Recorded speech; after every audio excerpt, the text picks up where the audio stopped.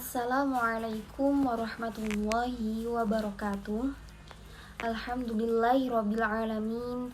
Wassalatu wassalamu ala asyrofil anbiya'i wal mursalin wa ala alihi wa sahbihi ajma'in, amma ba'du. Pada kesempatan kali ini saya akan membahas tentang mengapa kita perlu untuk menjaga hati. Seseorang akan mendapatkan kebahagiaan di dunia dan memperoleh rahmat Allah serta selamat dari adabnya pada hari kiamat kelak dengan cara dia dapat menjaga hati dan memeliharanya. Allah tidak akan melihat bagaimana ketampanan ataupun kecantikan kita, tidak juga melihat kemulusan dan kemolekan tubuh kita, tetapi Allah akan melihat hati dan amal perbuatan kita. Rasulullah SAW bersabda dalam hadis riwayat Abu Hurairah, yakni sesungguhnya Allah tidak melihat jasadmu dan bentukmu, tetapi Dia melihat hati kamu. Hati adalah dunia yang abstrak, unik, dan berkembang. Hati itu memiliki peranan yang sangat vital sebagai pengendali karena dapat menentukan baik buruk dan hitam putihnya seluruh amalan dan aspek kehidupan seorang muslim. Hati itu mudah untuk berubah, sukar dibaca, senantiasa berkembang, dan pasang surut. Karena itu, hati seseorang itu wajib untuk dijaga.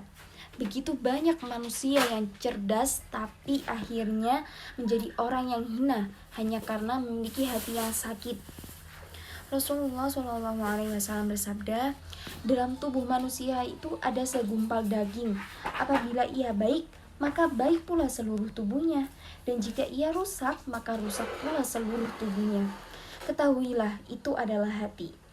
Kini kebanyakan manusia itu memahami kebahagiaan itu sekedar dengan penampilan lahiriah dan materi belaka, sehingga mereka itu sibuk dengan kehidupan dunianya yang memperkaya diri, memperindah, dan mempercantik diri dengan berbagai aksesoris. Mereka lalai dan lupa dengan keindahan, kebersihan, serta kesucian batin yang padahal akan menyelamatkan mereka baik di dunia maupun di akhirat kelak. Oleh karena itu, keindahan batin dan keselamatan hati merupakan dasar dan pondasi keberuntungan di dunia dan di akhirat kelak. Sesungguhnya perkara hati itu merupakan perkara agung dan kedudukannya pun sangat mulia, sehingga Allah itu menurunkan kitab sucinya untuk memperbaiki hati, dan Beliau mengutus para rasul untuk menyucikan hati, membersihkan, dan juga memperindahnya.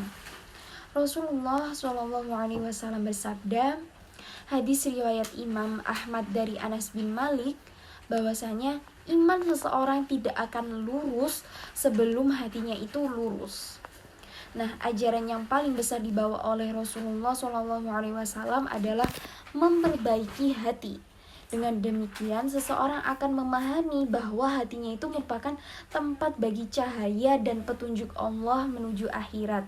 Karena sesungguhnya perjalanan menuju Allah adalah perjalanan hati.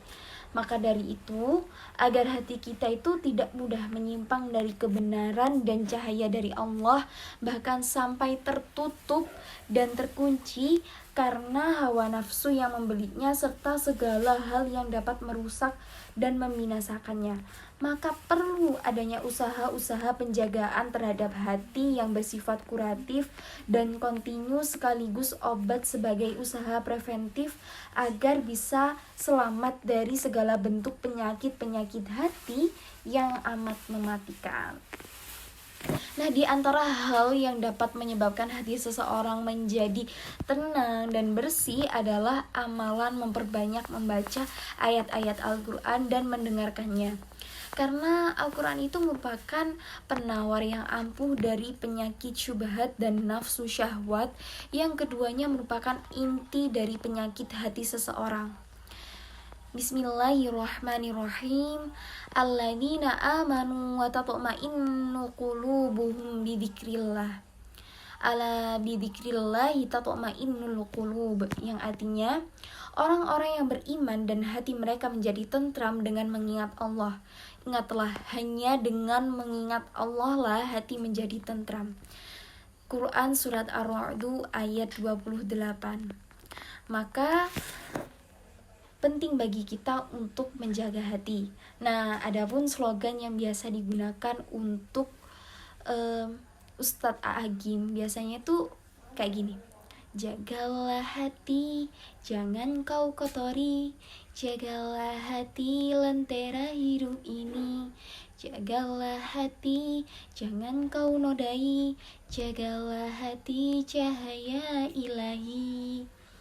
Nah, maka menjaga hati merupakan tantangan kita untuk setiap waktu. Maka jagalah hati dengan segala kewaspadaan, karena dari situlah akan terpancar kehidupan yang amat damai.